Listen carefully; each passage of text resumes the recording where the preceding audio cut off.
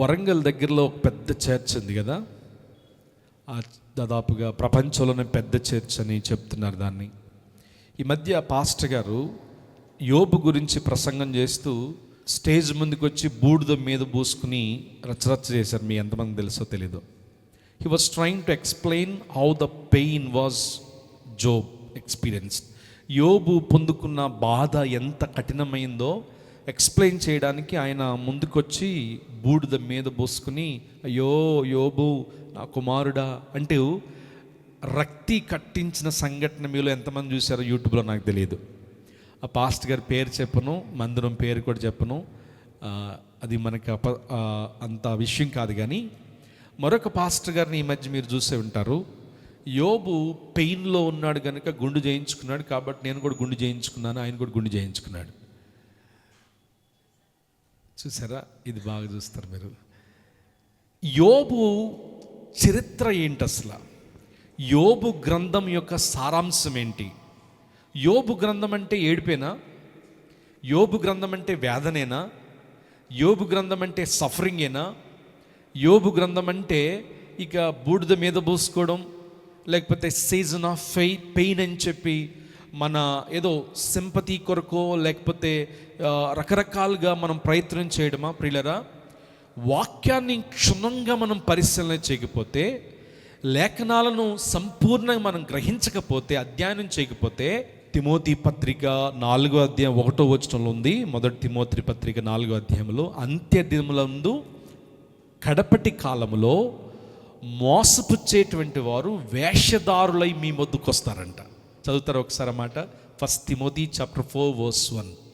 అంత్య దినములలో, కడవరి దినములలో కొందరు అబద్ధ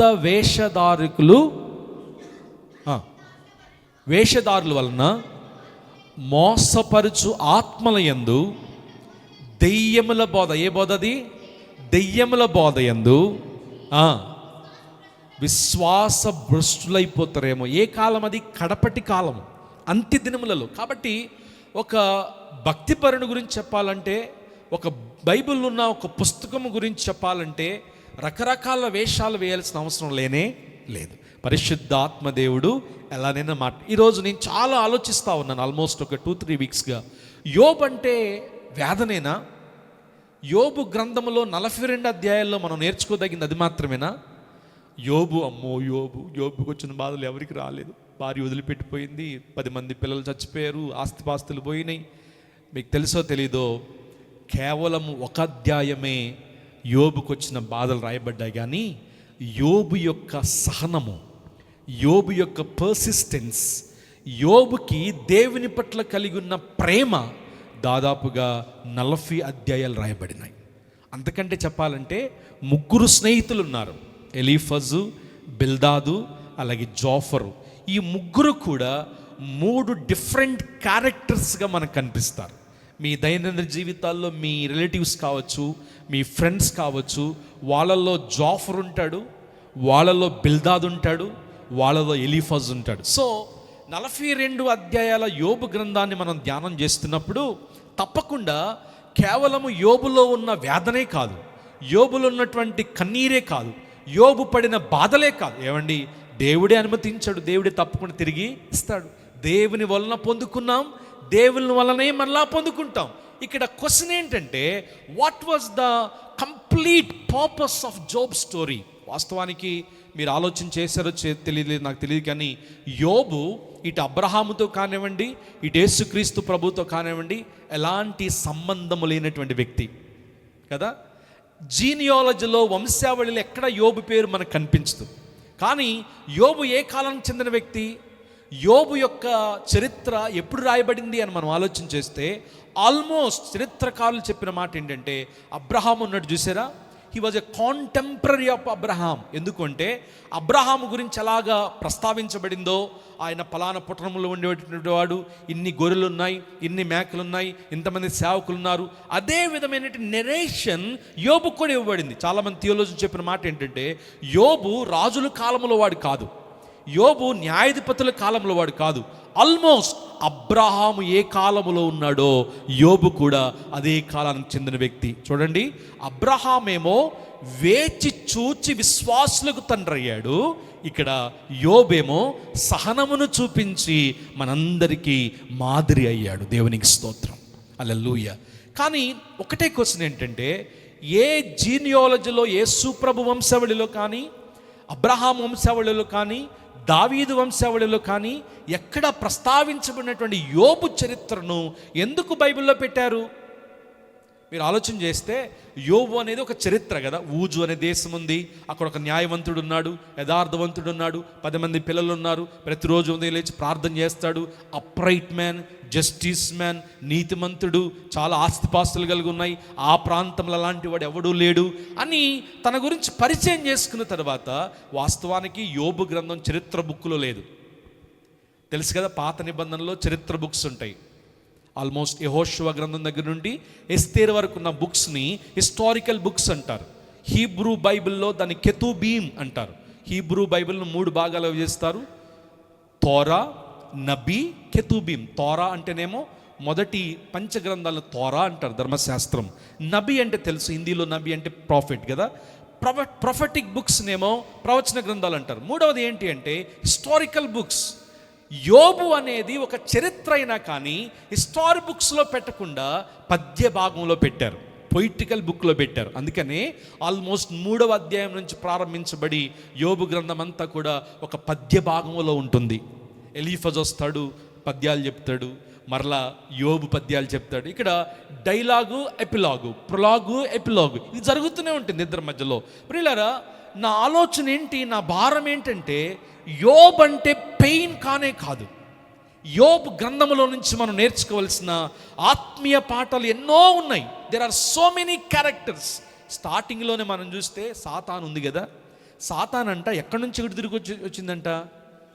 దేవదూతల సభ జరుగుతుందంట అక్కడ. చూడండి, యోబు గ్రంథంలో 6వ వచనం, 1:6. దేవదూతలు యెహోవా సన్నిధిని నిలుచుటకే వచ్చిన దినమొకటి తటస్థించెను, ఆ దినమున అపవాది యెగవాడు వారితో కలిసి వచ్చును. ఏంటి, అపవాది దేవదూతలతో కలిసి రావడం ఏంటి? ఎప్పుడైనా ఆలోచించారా? అంటే స్టార్టింగ్లోనే డెమనాలజీ మనకు కనిపిస్తుంది, దెయ్యాల శాస్త్రం. ఎప్పుడైనా చదివారు మీరు? బైబిల్లో డెమనాలజీ ఉంది, ఏంజలాలజీ కూడా ఉంది. ఇక్కడ అపవాది పరలోకానికి ఎందుకు పోయాడు? అసలు దేవుని సన్నిధికి ఎందుకు పోయాడు? పోతే సరే పోయాడేమో. అసలు దేవునితో మాట్లాడేటువంటి పరిస్థితి ఎందుకు వచ్చింది? దేవుడు, అపవాది ఇద్దరు కలిసి ఒక సామాన్యమైన మనిషి గురించి పందెం కట్టుకోవాల్సిన అవసరం ఎందుకు వచ్చింది? ఇక్కడ సాతాను యొక్క పరిమితులు మనం యోబు గ్రంథంలో నేర్చుకుంటాం. నేను ఆల్మోస్ట్ 42 చాప్టర్స్ చదివినప్పుడు దేవుడు అనుమతించకుండా అపవాదికి మన మీద అధికారం అనేది ఉండదు. అపవాది యొక్క శక్తి పరిమితమైంది, అపవాది యొక్క జ్ఞానము పరిమితమైంది. అంటే చూడండి, దేవుడేమో సమస్తము ఎరిగి ఉన్నటువంటి వాడు, అపవాది మాత్రం అక్కడికి వచ్చిన తర్వాత దేవుని ముందు కలుసుకున్నాక, ఏంటి సైతానా, బాగున్నావా, ఎక్కడి నుంచి వస్తున్నావు, నువ్వు ఎట్లా ఉంది లోకమంతా, వీళ్ళిద్దరు సరదాగా మాట్లాడుకున్నారు ఛాయ్ తాగుతూ. అప్పుడు దేవుడు అన్నాడు, నీకు తెలుసో తెలీదో, యోబు అని ఒకడు ఉన్నాడు యూజ్ దేశంలో, ఎంత నీతిమంతుడు తెలుసా, ఎంత గొప్పవాడు తెలుసా, అసలు ఎంత అద్భుతం ప్రార్థన చేస్తాడు తెలుసా, నా దృష్టిలో గొప్పవాడు. అప్పుడు సాతాను అందంట, భలేవాడు అయ్యా, అసలు అన్నీ ఉంటే భక్తి చేయలేనివాళ్ళు, అన్నీ ఉంటే అందరూ ప్రార్థన చేస్తారు, ఒక మారు పరీక్షించి చూడు అన్నప్పుడు మొట్టమొదటిగా దాసులు వెళ్ళిపోయారు, ఆస్తిపాస్తులు పోయినాయి, ఉన్నవన్నీ పోయినాయి. మరొక దాసుడు పరిగెత్తుకొచ్చాడంటే, అయ్యా నీ 7 కుమారులు చచ్చిపోయారు. మరొక దాసుడు పరిగెత్తుకొచ్చాడంటే, అయ్యా నీ 3 కుమార్తెలు చచ్చిపోయారు. ఇదంతా అయిన తర్వాత ఎవరు వస్తారు? ఆఖరిలో భార్య వస్తుంది. కనీసం ఒక్కసారి ఆయన దేవుడిని తిట్టి మనము చచ్చిపోదాం. ప్రియులరా, ఉన్నట్టుగానే ఆల్మోస్ట్ ఒక్క రాత్రిలోనే యోబు యొక్క జీవితం తలక్రిందులైపోయింది. కానీ ఆ తర్వాత పెయిన్ వెనకున్నటువంటి ఆత్మీయ పాఠాన్ని మనం విస్మరిస్తే, అంటే క్రైస్తవ జీవితం అంటే పెయినే, వేదన, కన్నీరే. ఎట్లా వస్తారు ప్రభు దగ్గరికి ప్రజలు? కాదు, దెర్ ఈజ్ సో మచ్. 42 అధ్యాయాలు మీరు కనుక ఈరోజు నుంచి చదవటం మొదలు పెట్టండి, అద్భుతమైన దైవ శాస్త్రం అందులో దాగి ఉంది. దేవుడు ఎవరు, భూమిని ఎలాగ శూన్యములు వేలాడదీశాడు, ఆయన యొక్క శక్తి యొక్క నైపుణ్యత ఏంటి, what is the nature of God's hand work, ఆయన చేతి పనులు ఎలా ఉంటాయి. అంతేకాకుండా మనిషికి దేవుడు ఎలాగ ఊపిరిని పోసాడు, నాసికా రంధ్రాల్లో మనిషికి దేవుడు ఎలాగా ఒక జీవాత్మగా మార్చాడు. అంతే థియాలజీ ఉంది, అంతేకాకుండా ఈ బుక్లో ఆంథ్రోపాలజీ అంటే మానవ శాస్త్రం కూడా ఉంది. అంటే నేనేమంటానంటే ఏదో ఒక పాయింట్ తీసుకుని యోబు అంటే ఇదే కాదు. యోబు గ్రంథములో మనం ఎప్పుడు విన్నటువంటి, ఎప్పుడు తెలుసుకున్నటువంటి, అధ్యయనం చేయనటువంటి అద్భుతమైన సత్యాలు ఎన్నో ఉన్నాయి. ఈరోజు వాటిలో కొన్నిటిని మీ ముందుంచాలని నేను ఆశపడతా ఉన్నాను. యోబు గ్రంథంలో దాదాపుగా 37 ప్రశ్నలు ఉన్నాయి. There are 37 valid questions. Friends అడిగినా లేక యోబు దేవుని అడిగినా 37 ప్రశ్నలు ఉన్నాయి. యోబు గ్రంథం అంతా ప్రశ్నలే. ఎవరిని అడుగుతున్నారు వీళ్ళంటే, ఫ్రెండ్స్ వచ్చి యోబుని అడుగుతున్నారు, యోబేమో దేవుని అడుగుతున్నారు. ఫ్రెండ్స్ వచ్చి యోబుని అడుగుతున్నారు, యోబేమో దేవుడిని అడుగుతున్నారు. 37 ప్రశ్నలు. ఇంకా వేరు ఉన్నాయి, కానీ సూటిగా డైరెక్ట్ క్వశ్చన్స్ అనేవి 37 ఉన్నాయి. ఇవన్నీ ధ్యానం చేయాలంటే చాలా టైం పడుతుంది. కానీ 14వ అధ్యాయంలో 3 ప్రశ్నలు ఉన్నాయి. యోబు దేవుణ్ణి అడిగినటువంటి ప్రశ్నలు. ఆ 3 ప్రశ్నలు మనం ధ్యానం చేసుకుందాం. ప్రియులరా, ఇక్కడ చూడండి. యోబు గ్రంథం అంటే కేవలము వేదన మాత్రమే కాదు. యోబు గ్రంథం అంటే యోబు పోగొట్టుకున్నాడు, మరలా వచ్చింది, పోగొట్టుకున్నాడు, మరలా వచ్చింది. యోబులాగే నాకు శ్రమలు, యోబులాగే నాకు కన్నీళ్ళు. ఎస్, కన్నీటి వెనక దేవుడు ఆనందాన్ని పెడతాడు. ఒక సీజన్ ఆఫ్ పెయిన్ వెనుక సీజన్ ఆఫ్ ఫ్రూట్స్ని కూడా దేవుడు పెడతాడు. ఇక్కడ దేవుని యొక్క ఆలోచన ఏంటి, దేవుని యొక్క పర్పస్ ఏంటంటే, చూడండి, మనం ఆలోచన చేస్తే ఆ ముగ్గురు, ఆ తర్వాత మనం ముందుకు చదువుకుంటూ పోయినప్పుడు మనం ఆలోచన చేస్తే ప్రియులరా, యోబు అనే పేరు ఎక్కడ ప్రస్తావించబడింది నేను చెప్తా ఉన్నాను కదా. హిస్టారికల్గా మనం గమనించినప్పుడు అటు అబ్రహాంతో కానీ ఇటు యేసు ప్రభుతో కానీ ఎలాంటి ప్రస్తావన లేదు. కానీ యెహెజ్కేలు గ్రంథంలో ఒక మాట ఉందండి. అక్కడ యోబు గురించి ముందుగానే యెహెజ్కేలు ప్రస్తావించాడు. చూడండి, యెహెజ్కేలు గ్రంథం 14వ అధ్యాయం 12వ వచనంలో, యెహెజ్కేలు గ్రంథము 14వ అధ్యాయం 12వ వచనంలో, there was only time the name of Job was mention. యోబు యొక్క పేరు ప్రస్తావించబడింది అక్కడనే. చదువుతారా? యెహెజ్కేలు గ్రంథం 14:12. ఏ దేశమైతే విశ్వాసఘాతకమై నోవాహు, దానియేలు, ఇక్కడ యోబు పేరు కనపడిందా? ఇక్కడ తప్ప ఇంకొక చోట, 2 చోట్ల తప్ప యోబు పేరు బైబిల్ ఎక్కడ కూడా మనకి అండర్లైన్ చేసుకోండి. నోవాహు, దానియేలు, యోబు ముగ్గురు అట్టి దేశములో నుండిన వారు తమ నీతి చేత తమ్మును తామే రక్షించుకున్నారు. ఏమండి, నీతి చేత అని రాయబడిందా లేకపోతే పెయిన్ చేత అని రాయబడిందా? So the root message of book of Job is not only pain but the righteousness of God. Hallelujah. దేవుని నీతి ఏంటో తెలియాలి కనుకనే దేవుడు యోబు గ్రంథాన్ని బైబిల్లో పెట్టినారు. అక్కడ చూడండి, ఆ ముగ్గురు ఎవరెవరు? నోవాహు, దానియేలు, యోబు ముగ్గురు అట్టి దేశముల నుండిన వారై తమ నీతి చేత తమ్మును తామే రక్షించుకున్నారు. మరొక చోట క్రొత్త నిబంధనలో యోబు పేరు ఉందండి. యాకోబు పత్రిక 5వ అధ్యాయము 10-11 వచనాలు. యాకోబు పత్రిక 5వ అధ్యాయము 10-11 వచనాలు ఒకసారి చదువుదామా?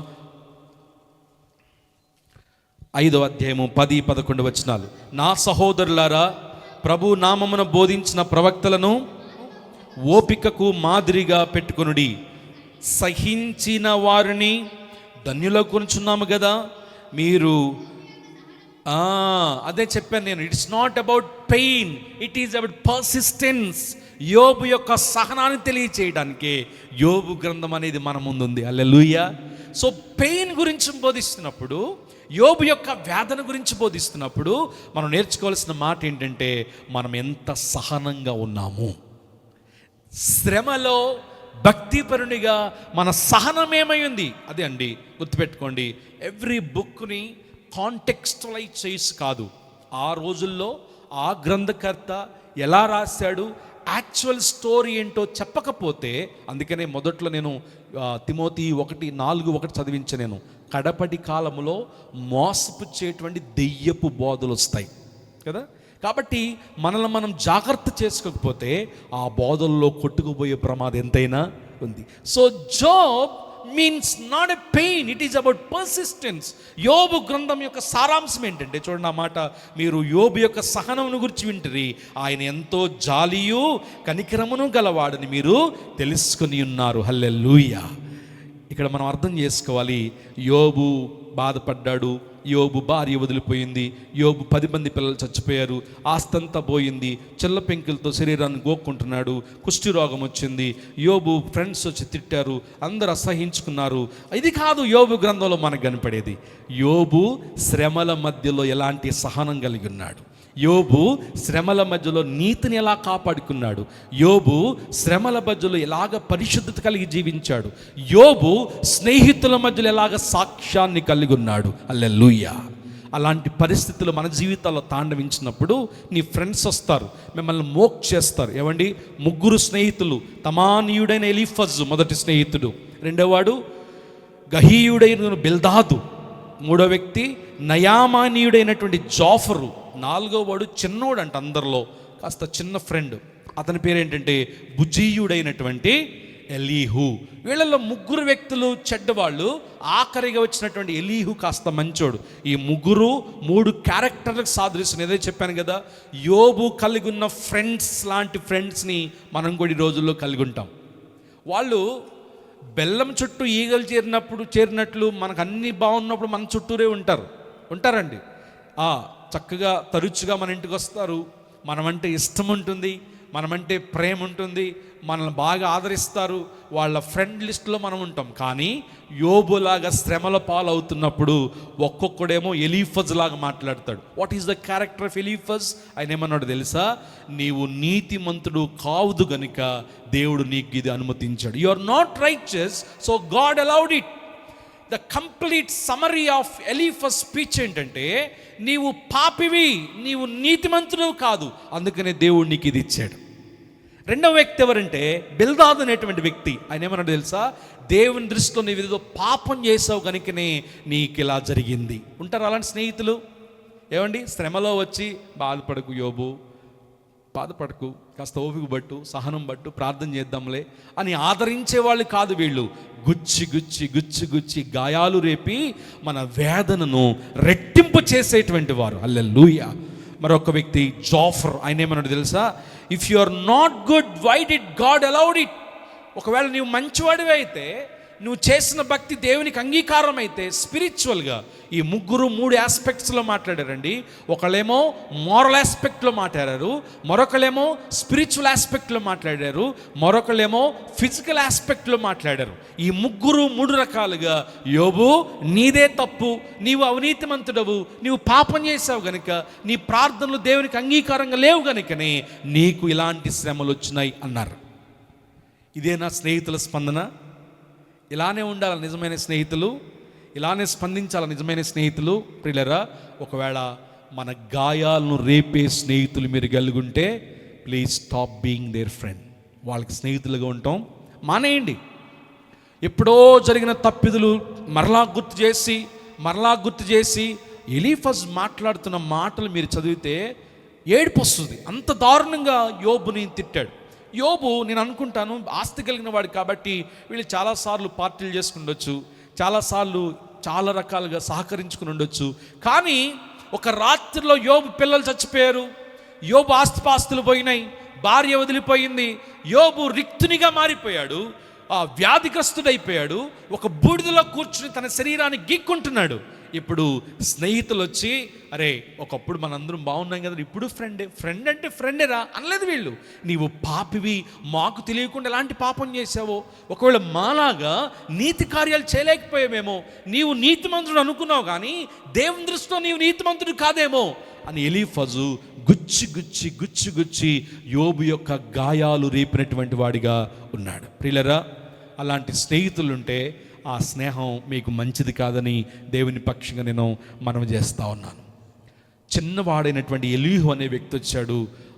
అయ్యా, మీరు చెప్తున్నంత బాగానే ఉంది, కానీ బాధలో ఉన్నటువంటి యోబు గురించి మీరు ఆలోచించండి. రాత్రికి రాత్రే వాళ్ళు వాళ్ళవుతాయి అంటారు చూసారా, అన్నీ పోగొట్టుకున్నటువంటి యోబు గురించి మీరు ఆలోచించండి. దేవునికి యుక్తమైందేదో దాన్ని ఆలోచించండి. ఏమండి, చిన్నవాళ్ళైనా కొంతమంది జ్ఞానం కలిగి ఉంటారు కదా, ఆత్మీయ స్పిరిచువల్ మెచ్యూరిటీ కలిగి ఉంటారు. ఎలీహు అన్న మాట ఏంటంటే, దేవుని దృష్టికి ఏది ఉత్తమమో అది యోబునకు జరుగును గాక అన్నాడు. హల్లెలూయా. హల్లెలూయా. ప్రియులారా, ఈ ముగ్గురు క్యారెక్టర్స్, మూడు సందేశాలు ఎప్పుడైనా ఫ్రెండ్షిప్ డే రోజు మనం మాట్లాడుకోవచ్చు, తప్పకుండా మాట్లాడుకోవచ్చు. ఎందుకంటే అలాంటి ఫ్రెండ్స్ మీకు ఉండొచ్చు, అలాంటి స్నేహితుల మధ్యలో మీకు ఉండొచ్చు. పరిస్థితులు బాగున్నప్పుడు నువ్వు నా ఫ్రెండ్ రా అనేటువంటి వాళ్ళు, పరిస్థితులు బాగున్న తర్వాత కనీసం మెసేజ్ కూడా రిప్లై ఇవ్వకుండా, ఫోన్ కూడా ఎత్తకుండా, ఏమండి మన ముఖం చూడకుండా మనమంటే విరోధులుగా భావించేటువంటి వారు లోకల్ ఎంతోమంది ఉంటారు. అలాంటి వారిని అందుకని అంటారు కదా, ప్రాణ స్నేహితులు, లేకపోతే స్నేహితుల్ని మనం ఎంచుకునేటప్పుడు కూడా జాగ్రత్తగా ఎంచుకోవాలి. నేను యాక్చువల్గా వీళ్ళు ముగ్గురు ఎవరు, వీళ్ళ స్టోరీస్ ఏంటి, వీళ్ళ మధ్యలో స్నేహం ఎలా డెవలప్ అయిందని చాలా స్టడీ చేశాను. అసలు ఎలీఫజ్ ఎక్కడి నుంచి వచ్చాడు, బిల్దాద్ ఎక్కడి నుంచి వచ్చాడు, జాఫర్ ఎక్కడి నుంచి వచ్చాడు, వీళ్ళ బ్యాక్గ్రౌండ్స్ని బట్టి ఎలాగా ఊజు దేశంలో ఉన్నటువంటి యోబుకి వీళ్ళు ఫ్రెండ్ అయ్యారు అని చాలా ప్రయత్నం చేశాను, కానీ నాకు సరైనటువంటి సమాచారం అందలేదు. కానీ ప్రియులారా, మనం ఆలోచన చేయాలి. సాతాను గురించి ఒక క్వశ్చన్ ఉంది. ముగ్గురు స్నేహితుల యొక్క క్యారెక్టర్స్ ఒక రకమైతే, ఇంకా మనం ముందుకు ఆలోచన చేసుకుంటూ పోతే అక్కడ సహనము, శ్రమలు, స్నేహితులు, సాతాను అన్నీ కూడా స్థాయి. చూడండి, సాతాను గురించి నేర్చుకోవచ్చు, శ్రమల గురించి నేర్చుకోవచ్చు, సహనం గురించి నేర్చుకోవచ్చు, స్నేహితుల గురించి నేర్చుకోవచ్చు. ఈ యోబు గ్రంథం అంతా 42 అధ్యాయాలు మనం అధ్యయనం చేస్తే, it is not about pain alone. యోబు బాధపడ్డాడు, కన్నీరు కార్చాడు, రోగం వచ్చింది, అన్నీ పోగొట్టుకున్నాడు, మరలా వచ్చినాయి. అది కాదు ఇక్కడ విషయం. నేటి అంత్య దినములలో యోబు లాంటి పరిస్థితి మనకొస్తే మనం ఎలాంటి సహనం కలిగి ఉంటున్నాం, ఎలాంటి ఓర్పు కలిగి ఉంటున్నాం. అందుకనే యాకోబు పత్రిక మీకు తెలుసు కదా, మొదటి నుంచి ఎలాగా ఆయన స్టార్ట్ చేస్తాడు, లాస్ట్లో అందుకని యోబును కూడా జ్ఞాపకం చేస్తాడు. యోబు సహనం కలిగి ఉన్నాడు కాబట్టి ఆయన నీతిమంతుడిగా ఎంచబడినట్లుగా మనం చూస్తున్నాం. సఫరింగ్స్ గురించి మనం ఆలోచన చేస్తున్నప్పుడు ప్రియులారా, యోబు గ్రంథంలో ఉన్న సఫరింగ్స్ ఈ లోకంలో ఎవరికి వచ్చి ఉండో. యోబు లాంటి ఒక చిన్న సమస్యలు వచ్చినప్పుడే, ఒక 3-4 రోజులు జ్వరం రాగానే, ప్రభువా యోబులాగా నేను కూడా, అయ్యా యోబులాగా నేను కూడా. The reality of Job's pain is completely inevitable. అది ఈ లోకంలో ఎప్పుడు ఎవరికి వచ్చి ఉండకరాదు. చాలామంది థియోలోజియన్స్ దాన్ని ఎక్స్ప్లెయిన్ చేస్తూ, ఇప్పటికీ మానవ చరిత్రలో పుట్టిన వారు ఎవరు కూడా అలాంటి పెయిన్ని అనుభవించలేదంట. అంత ఘోరమైనటువంటి పెయిన్ నువ్వు దేవుడే అనుమతించాడు. ఈ మాట మనం తప్పకుండా యాక్సెప్ట్ చేయాలి. దేవుడు అనుమతించకుండా దేవుని బిడ్డలమైన మన మీద సాతాను ఎలాంటి అధికారాన్ని కూడా చూపించలేనే లేడు. గుర్తుపెట్టుకోండి, దేవుడే అనుమతించినప్పుడు వీ షుడ్ యాక్సెప్ట్ ఇట్. ప్రభువా, నీవే ఇచ్చావు, నీవే తీసుకున్నావు, నీకే మహిమ కలుగునుగాక. ఒకవేళ అలా కాకుండా, ఏంటయ్యా మొన్న బాగానే ఉన్నాం, కారు ఉంది, ఇల్లు ఉంది, అన్నీ బాగున్నాయి, కానీ ఈరోజు ఏంటి ఏమీ లేవు. అందుకనే 37 సార్లు ప్రశ్నించాడు యోబు. కానివ్వండి, దేర్ ఆర్ 37 టైమ్స్ ప్రశ్నలు మనకు తారసపడతాయి. ఆ తర్వాత మనం ఆలోచన చేస్తే సఫరింగ్స్లో గుర్తుపెట్టుకోండి, సఫరింగ్స్ కూడా ఎందుకు ఇస్తే, నేను చాలాసార్లు ఆల్మోస్ట్ ఈ 3rd టైం అనుకుంటా యోబు గ్రంథం నుంచి మాట్లాడటం, కానీ ఈరోజు డిఫరెంట్గా చాలా స్టడీ చేసి దేవుని ఆత్మ ద్వారా ప్రేరేపించబడుతున్నాను. Suffering challenges your faith. శ్రమలు అనేవి మన విశ్వాసాన్ని సవాలు చేస్తాయి. హల్లెలూయా. ఏమండి, నిన్ననే మేము మాట్లాడుతూ ఉన్నప్పుడు ఆ బ్రదర్ చెప్పిన సాక్ష్యము, ఆ సఫరింగ్స్ మధ్యలో దేవుని కోసం ఏదైనా విడిచిపెడతాం. ఇదో కొన్నిసార్లు దేవుడు ఎందుకు అలాంటి పరిస్థితులు తీసుకొస్తాడంటే, it will challenge your faith in Jesus. యేసునందు మనకు కలిగున్న విశ్వాసాన్ని అది ఏం చేస్తుందంటే సవాలు చేస్తుంది. కొంతమంది ఏం చేస్తారు, సఫరింగ్ రాగానే మా వల్ల కాదులేండి బాబు. ఈ చెప్పేవాళ్ళు కూడా క్రైస్తవ్యం అంటే ముళ్ళబాట, క్రైస్తవ్యం అంటే నరకం, క్రైస్తవ్యం అంటే అగ్ని లాంటి పరీక్షలు, క్రైస్తవ్యం అంటే ఇది. అఫ్ కోర్స్, కానీ దాని వెనక దేవుడి కలిగి ఉన్నటువంటి ఆ మహత్కరమైన ఆలోచనను మనం అర్థం చేసుకోవాలి. హల్లెలూయా. సఫరింగ్స్లో గుండా దేవుడు మనల్ని తీసుకెళ్తుంటే, శ్రమల గుండా దేవుడు మనల్ని తీసుకువెళ్తుంటే, మన విశ్వాసాన్ని మరింతగా మెరుగుపరచడానికి, మన విశ్వాసంలో ఉన్నటువంటి క్వాలిటీని బయటకు తీసుకురావడానికి దేవుడు ఇష్టపడతా ఉన్నాడు. సో మొదటిది ఏంటంటే సఫరింగ్ ఛాలెంజెస్ యువర్ ఫెయిత్. రెండవది సఫరింగ్ ఛాలెంజెస్ యువర్ ఫ్రెండ్షిప్స్. రెండవ మాట, ప్రాముఖ్యమైన మాట యోబు గ్రంథంలో ఏంటంటే సఫరింగ్ ఛాలెంజెస్ యువర్ ఫ్రెండ్షిప్స్. అవునండి, మీ స్నేహితుల యొక్క నిజస్వరూపం ఏంటో మీ శ్రమల కాలంలోని మీకు తెలుస్తుంది. ఎంతమంది ఏకీపిస్తారు? ఎస్, మీ బంధువుల యొక్క రియల్ ఫేస్ ఏంటో శ్రమల కాలంలో మీకు తెలుస్తుంది. It will challenge your friendships many times. నేను అనుకుంటాను, ఒకవేళ శ్రమలే రాకపోయి ఉంటే ఎంతమంది మోసగాళ్ళో, ఎంతమంది కపటపరులో, ఎంతమంది ఎన్ని వేషాలు వేస్తారో మనకు తెలియదు. యోబు గ్రంథంలో నాకు నచ్చిన పాఠం ఏంటంటే, God allows sufferings to challenge our friendships. ఎవరు నాతో నడుస్తారు, ఎవరు నన్ను ఆదరిస్తారు, ఎవరు నా చేయి పట్టుకుని నన్ను పైకి లేపుతారు, ఎస్ బ్రదర్ మీతో ఉన్నాం అని ఎంతమంది నన్ను ఓదారుస్తారు, అదే నిజమైన స్నేహం. అలా కాకుండా అబ్బో వీళ్ళేదో ఇబ్బందులు మనకి ఎందుకు వచ్చింది అని ప్రక్కకు తొలగిపోయేటువంటి వారు, మీరు ఫోన్ చేసిన ఎత్తనటువంటి వారు, మీరు మెసేజ్ చేసిన రిప్లై అయినటువంటి వారు, దేవుడు ఈ శ్రమలు ఎందుకు తీసుకొచ్చాడంటే మీకున్న స్నేహితులు నిజమైన స్నేహితులో అబద్ధమైన స్నేహితులు తెలియచేయడానికి దేవుడు 3 F'లు అండి. మొదటిది సఫరింగ్ ఛాలెంజెస్ యువర్ ఫెయిత్, రెండవది సఫరింగ్ ఛాలెంజెస్ యువర్ ఫ్రెండ్షిప్, మూడవది సఫరింగ్ ఛాలెంజెస్ యువర్ ఫేస్. వ్యక్తిగతంగా నేనేంటి, నా భక్తి ఏంటి, దేవునికి నాకు మధ్యలో ఉన్నటువంటి సంబంధం ఏంటి, దేవునికి నాకు మధ్యలో ఉన్నటువంటి ఆ కమిట్మెంట్ ఏంటి. ఆఖరులో రాయబడిన మాట ఏంటంటే, నోటి మాటలోనైనా యోబు దేవునికి వ్యతిరేకంగా ఏ పాపమును అది. It will challenge your face, not my husband, not my wife, not my children. వ్యక్తిగతంగా దేవునికి నాకు మధ్య ఉన్నటువంటి కమిట్మెంట్ ఏంటి, ఇది అత్యంత ప్రాముఖ్యమైన విషయం. హల్లెలూయా. కొన్నిసార్లు మీరు బాగా తీసుకురాకపోతే మీ భార్య తిడుతుందండి, మీరు అందంగా లేకపోతే మీ భర్తే తిడతాడు. నీ హెయిర్ స్టైల్ నచ్చినటువంటి నీ భర్తే అన్నం తింటున్నప్పుడు ఏ తల వెంటుకు వచ్చింది అనుకోండి, ప్లేట్ బయటికి విసిరేస్తాడు. అర్థం చేసుకోరు. ప్రేమల్లో మాయలుంటాయి, అర్థం చేసుకోవడంలో ప్రపంచులు ఉంటాయి. కానీ దేవునికి మనకు మధ్యలో ఉన్నటువంటి సంబంధం ఎట్లా అంటే, ఆ శ్రమలు అనుమతిస్తాడు స్వర్ణముగా మనల్ని మార్చడానికి, బంగారముగా మనల్ని మార్చడానికి, మనల్ని మరింత మెరుగుపరచడానికి.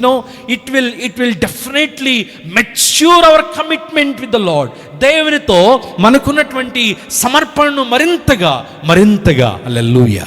ఏమండి, సఫరింగ్స్ వచ్చినప్పుడు 2 జరుగుతాయి. మొదటిది ఐదర్ దేవుని నుంచి బ్యాక్ సైడ్ అని పోతాం, లేకపోతే అనేక మందిని ప్రభు కొరకు సంపాదించే సాక్షులుగా నేను ముందుకు వస్తాం. హల్లెలూయా. సో మన ఫేస్ ఏంటి దేవుని ఎదుట, దేవునికి నాకు మధ్యలో ఉన్నటువంటి కమిట్మెంట్ ఏంటి, సమర్పణ. మాట నాకు ఎంతో నచ్చుతుందండి. ఆఖరికి నోటి మాటలోనైనా యోబు ఏ పాపమునో చేయలేదు.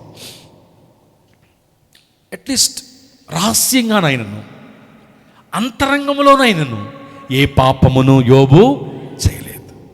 అది కొన్నిసార్లు ప్రాస్పారిటీ ఇచ్చి పరీక్షిస్తాడు దేవుడు, కొన్నిసార్లు పావర్టీనిచ్చి కొన్నిసార్లు దేవుడు పరీక్షిస్తాడు. అర్థమైందండి మీకు? సమృద్ధిగా ఇస్తాడు, అన్నీ ఇచ్చేస్తాడు, అప్పుడు పరీక్షిస్తాడు మన కమిట్మెంట్ని.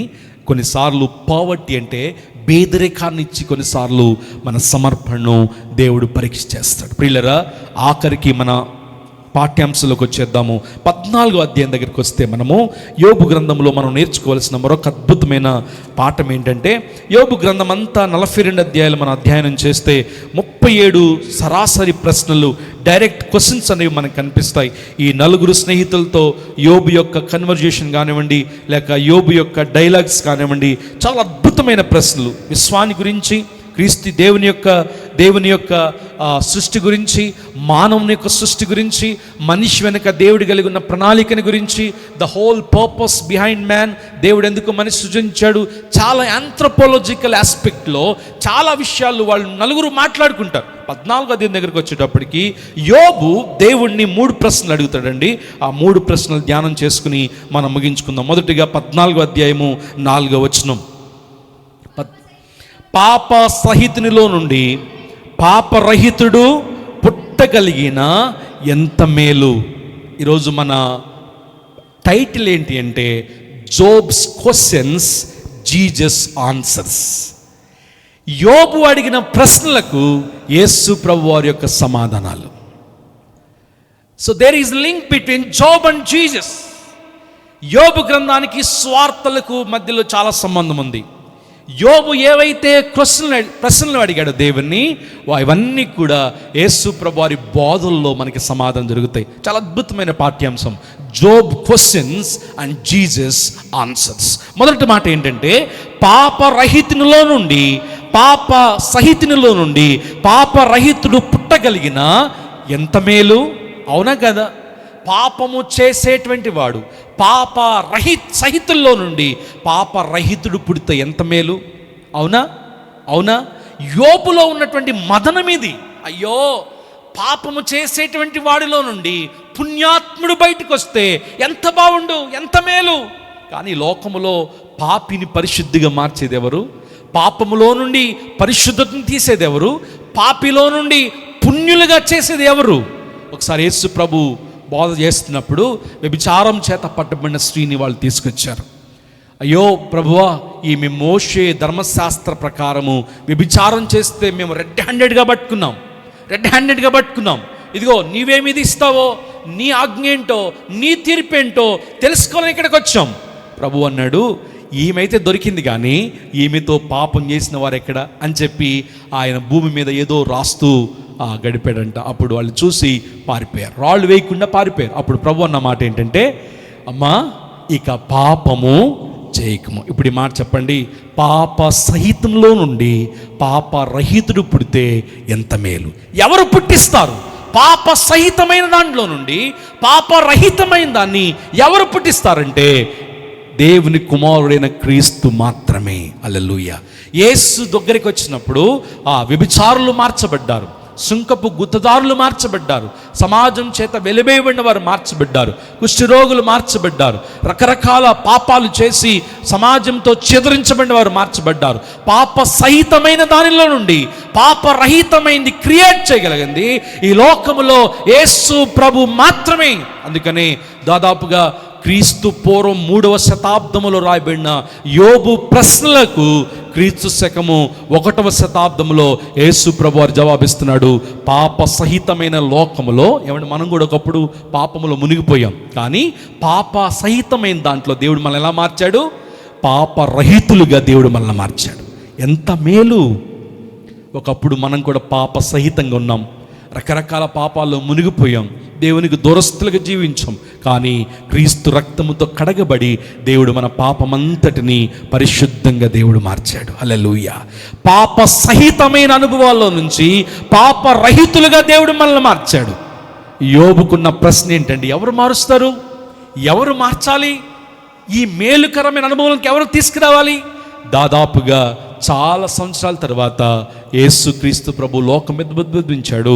ఆయన కార్చిన రక్తము ద్వారా వ్యభిచారులు, నరహంతకులు, పాపులు, దొంగలు, మత్సరం చేసేటువంటి వారు, అవినీతి చేసేటువంటి వారు, ఈరోజు మనం సాక్ష్యాలు చూస్తున్నాం. ప్రపంచమంతా మనం చూసినప్పుడు నరహంతకులను దేవుడు మార్చాడు, మర్డర్స్ చేసేవారిని దేవుడు మార్చాడు, వ్యభిచారులను దేవుడు మార్చాడు. జాన్ వెస్లీ మీకు తెలుసు కదా, మెథడిస్ట్ సంఘాలు స్థాపించిన గొప్ప వ్యక్తి, భయంకరమైన వ్యభిచారి. దాదాపుగా 26 సంవత్సరములు ఘోరమైన పాపం, కొన్ని వందల మంది స్త్రీలను పాడు చేశాడు. ఆయన రక్షించబడ్డానికి తన తల్లి 25 సంవత్సరాలు కన్నీటి కార్చిందంట. ఆయన అన్న మాట ఏంటంటే, నా తల్లి కన్నీటి ప్రవాహంలో నేను కొట్టుకొచ్చానన్నాడు. ఆ తర్వాత గుర్రం మీద తిరుగుతూ రోజుకి 80 కిలోమీటర్లు ప్రయాణం చేసి మన భారతదేశం కూడా స్వార్థ చేశాడు. మెథడిస్ట్ సంఘాలను స్థాపించినటువంటి గొప్ప వ్యక్తి ఆయన. హల్లెలూయా.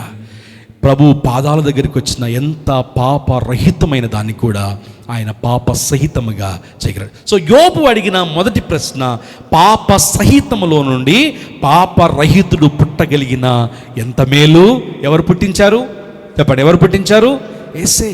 పాపరహితమైన దాన్ని సహితంగా మార్చగలిగింది దేవుడే. మరొక ప్రశ్న, రెండవ ప్రశ్న చూడండి, 10వ వచనం. అయితే నరులు ప్రాణం విడిచిన తరువాత వారు ఏమైపోదురు? ఇది రెండవ క్వశ్చన్ 14వ అధ్యాయంలో యోబు అడిగిన అత్యంత అద్భుతమైన ప్రశ్న. నరులు ప్రాణం విడిచిన తర్వాత వారు ఏమైపోదురు? ఏమండి, శ్రమలు వస్తే కానీ ఈ క్వశ్చన్స్ రావు మనకి, అవునా? రోగం వచ్చి బెడ్ మీద పడుకుంటే ప్రభువా నేను చచ్చిపోతే నేను ఎడిపోతాను, అప్పుడే వస్తాయి క్వశ్చన్స్.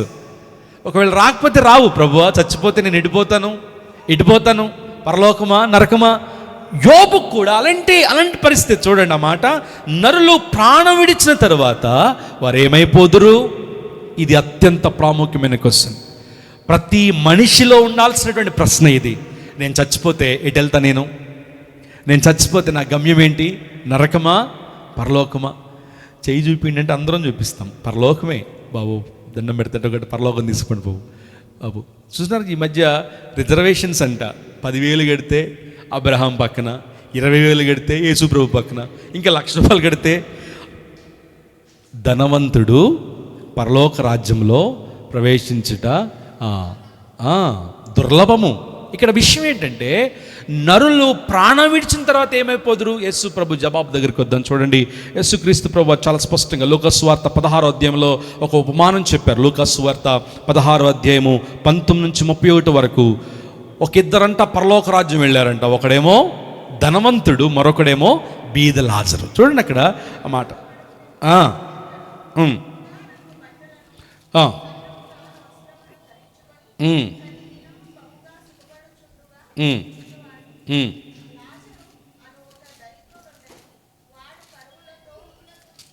కురుపులతో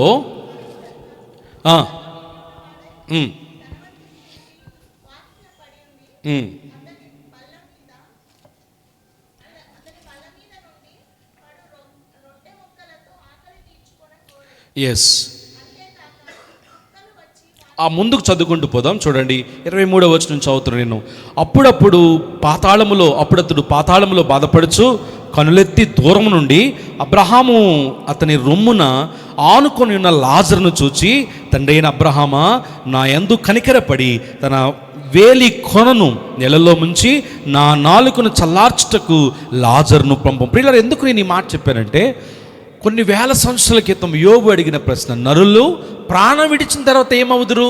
ఇప్పుడు ఇక్కడ యేసు ప్రభు జవాబు ఏంటంటే, ప్రభువునందు విశ్వాసం ఉంచితేనేమో పరలోకం, ప్రభువునందు విశ్వాసం ఉంచకపోతే నరకం. చాలామంది మతోన్మాదులకి ఇది అర్థం అవ్వట్లేదు. వాళ్ళు ఏమంటున్నారంటే, ప్రభువు నమ్ముకోకపోతే నరకంలో వేసేస్తాడంట, ఆయన కనికరం లేనివాడు యేసు ప్రభు అని డిఫరెంట్గా దీన్ని పోర్ట్రే చేస్తున్నారు. కానీ ఆ మాట చెప్పడానికి ముందు ప్రభు చాలా చెప్పాడు.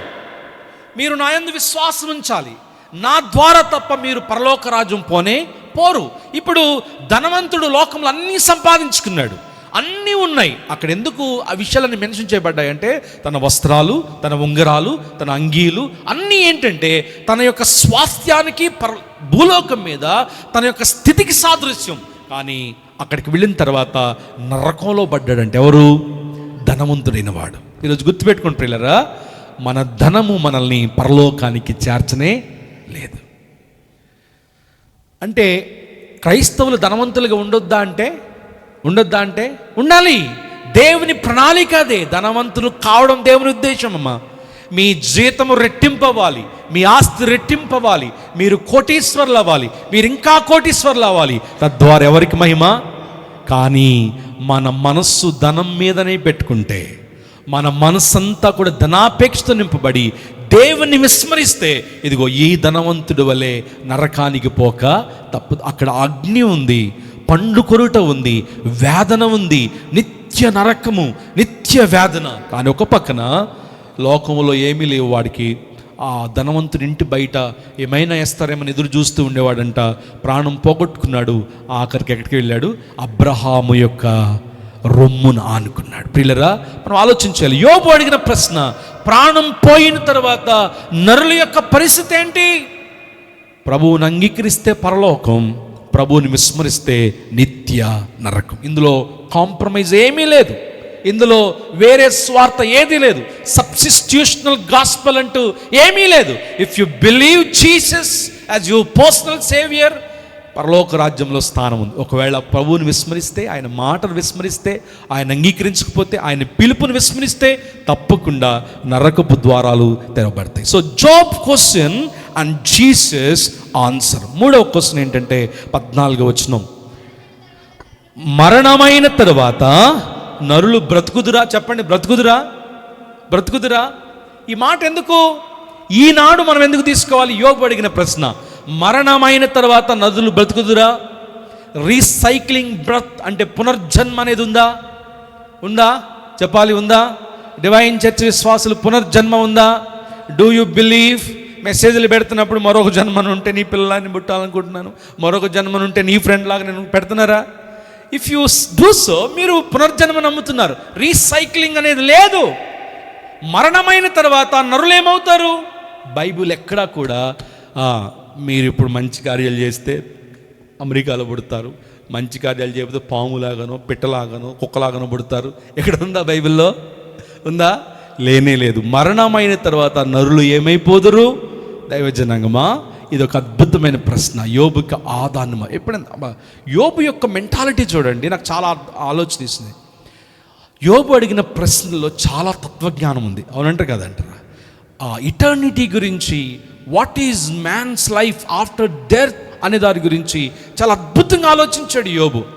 శ్రమలు వచ్చినప్పుడు అది మనం ఆలోచించాల్సింది. ప్రభువా, మరణం అయిపోయిన తర్వాత నేనేంటి? నా ప్రాణం ఏంటి? What is eternity? What is heaven? What is hell? అది కాదు. నేను పోతే నా పిల్లలు ఏమైపోతారో, నేను పోతే నా ఆస్తి ఏమైపోద్దో, నేను పోతే నా భార్య ఏమైపోద్దో. ప్రియులరా, దేవుడు ఎందుకు ఆ శ్రమల దగ్గరికి మనల్ని తీసుకొస్తాడంటే మన యొక్క దృష్టి ఎర్త్లీ థింగ్స్ మీద నుండి ఎటర్నల్ థింగ్స్ మీదకి షిఫ్ట్ అవ్వాలి. హల్లెలూయా చెప్తారా? హల్లెలూయా. ఎర్త్లీ థింగ్స్ మీద నుండి, ఇహలోక సంబంధమైన విషయాల మీద నుండి ఆ పర సంబంధమైన విషయాల మీదకు మన దృష్టి మలచబడాలి. హల్లెలూయా. చూడండి, మూడవ ప్రశ్న ఏంటంటే, మరణమైన తర్వాత నరులు బ్రతుకుదురా? చదువుదాం. యోహాను సువార్త 11వ అధ్యాయము 25వ వచనంలో యేసు ప్రభు వారి ఆన్సర్, యోబు ప్రశ్నకు యేసు ప్రభు వారి ఆన్సర్. యోహాను 11:25 చెప్పడం. పునరుద్ధానమును, ఇది అద్భుతమైన విషయం. నేను పునరుద్ధానుడు కనుక నా యందు విశ్వాసం ఉంచిన మీరందరూ కూడా ఆ గడియలో పునరుద్ధానములో పాలివారగుదురు. హల్లెలూయా. అంటే మరణమైన తర్వాత ఏం జరుగుతుందంటే దేర్ ఈజ్ ఎ రిజరెక్షన్. తప్పకుండా మనందరూ కూడా ఏముంది చెప్పండి? ఏముంది? పునరుద్ధానం ఉంది. మంచిగా బాధ పెట్టండి, మంచి బట్టలు వేయండి, లాస్ట్ ఫైనల్ రైట్స్ ఏమంటారు అట్లని, ఫైనల్ రైట్స్ మంచిగా చేయండి. ఒకళ్ళు సరిగ్గా చేయకపోతే మళ్ళీ కుక్కలాగా పుడతాడేమో, మళ్ళీ మన ఇంట్లో పుడతాడేమో. అదేదీ లేదు. మీరు క్రీస్తునందు విశ్వాసం ఉంచితే కడబోర శబ్దం వినబడగానే క్రీస్తునందు మృతులైన వారు మొదట లేతరు. There is a resurrection after death. యోబు అడిగిన ప్రశ్న, what is there after death? ప్రభు చెప్పిన ఆన్సర్ ఏంటంటే, there is a hopeful resurrection for those who died in the Lord. దేవుని యందు మృతి పొందిన వారందరూ కూడా శుభప్రదమైనటువంటి పునరుద్ధానం ఉంది. హల్లెలూయా. లేపబడతాం పైకి, ఎత్తబడతాం పైకి. అక్కడ తెస్సలోనికీ పత్రిక 5వ అధ్యాయంలో ఉంది, క్రీస్తునందు మృతులైన వారు మొదట లేతరు. రీయూనియన్. మీ పేరెంట్స్ ఒకవేళ చనిపోయి ఉంటే మనము మొదట వాళ్ళు లెగిస్తారు, తర్వాత మనం లెగిస్తాం. ఆ మధ్యాకాశములో మన పితరులను కలుసుకునేటువంటి ఒక మంచి రీయూనియన్. ఎంత అద్భుతం! What is life? ఏం జరుగుద్ది మరణమైన తర్వాత అంటే, ఆన్సర్ సింపుల్ ఏంటంటే, నేను ప్రభువునందు విశ్వాసం ఉంచాను కనుక, నా పరుగు నేను కాపాడుకున్నాను కనుక, నా పరిశుద్ధత నేను కాపాడుకున్నాను కనుక, నా నీతి నేను కాపాడుకున్నాను కనుక, నా సాక్ష్యాన్ని నేను కాపాడుకున్నాను కనుక, నేను చనిపోయినను తిరిగి మరలా లేతును. హల్లెలూయా. క్రీస్తునందు మృతులైన వారికి మరణము లేనే లేదు. ఒకవేళ పరుగు ఆగిపోతుందేమో కానీ మరణం అనేది లేదు.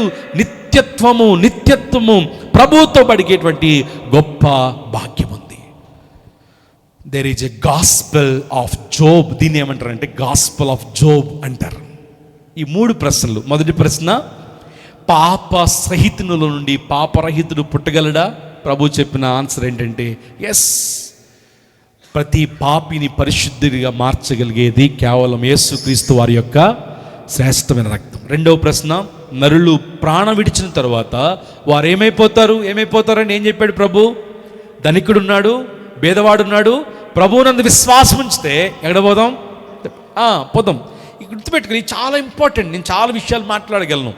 గరుడ పురాణం గురించి మాట్లాడగలను, తర్వాత ముస్లిం ఈ మిథాలజీ గురించి మాట్లాడగలను. What is there belief after death, మోక్షం గురించి, లేకపోతే ఎటర్నిటీ గురించి వాళ్ళు ఏమి నమ్ముతారు. మీరు ఎంతమంది గుర్తుందో తెలియదు. ఆన్లైన్ ప్రేయర్స్ నేను ఇవన్నీ చెప్పాను. ఈరోజు యోబు అడిగిన ప్రశ్నలకు యేసుక్రీస్తు వారి బోధనలో ఉన్నటువంటి జవాబు ఏంటంటే, మనం ఇక్కడ ఆలోచన చేసినప్పుడు 3వ ప్రశ్న, మరణమైన తర్వాత నరులు ఏమైపోదురు? క్రీస్తునందు విశ్వాసం ఉంచి మృతులైన మనందరికి కూడా నేను పునరుద్ధానుడైనట్లుగానే మీకు కూడా పునరుద్ధానం ఉంది. హల్లెలూయా, హల్లెలూయా. ఏమండి, జీవితం అంతా తాగుతాడు, తందనాలు ఆగుతాడు, ఇష్టానుసారంగా జీవిస్తాడు. కానీ చచ్చిపోయినట్టనే ఆ సమాధి మీద ఏం పెడతాడు? ప్రభువునందు నిద్రించనని పెడతారు.